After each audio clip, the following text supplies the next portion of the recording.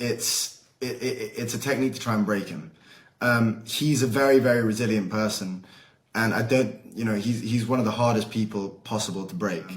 But all of these techniques, shutting off the lights, leaving him in the pitch black, not allowing doctors to go and see him, making sure that all of our calls are at completely random times and that we might miss them, or whatever, not letting us have our court-mandated weekly phone calls.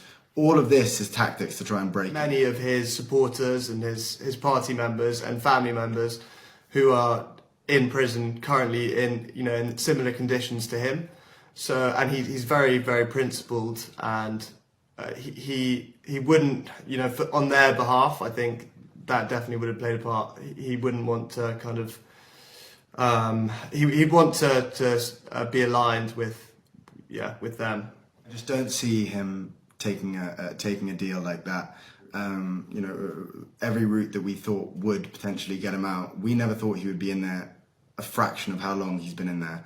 And it's only getting worse. And so, we've somewhat run out of those options, and now we've decided, okay, the only route is to, of taking action is to come and speak publicly. So we're very grateful to Richard Grenell for all the support he's shown, and I've seen his tweets. But no, we haven't had any contact with him personally. In terms of a message to the Trump administration, we'd call for any government that supports free speech and proper democracy to join the call for our father's release, and especially the most powerful leader in the world. He always likes us to be private and stay away from politics and that whole world. But we asked him on one of the calls, we said, do you think it would be okay? We want to do this, we want to see if we can try and help.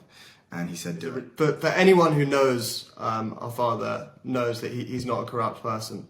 If he was a corrupt person, he wouldn't have struggled for 20 years, started his own party, struggled for 20 years to even be taken seriously in politics. He could have just joined one of the established parties, as they've offered him many times, and amassed wealth that way. But he's not I think even the establishment know that he's not a corrupt person. I'll tell you that he's keeping, he will stay strong until he's released, and when he is, hopefully he can make a change.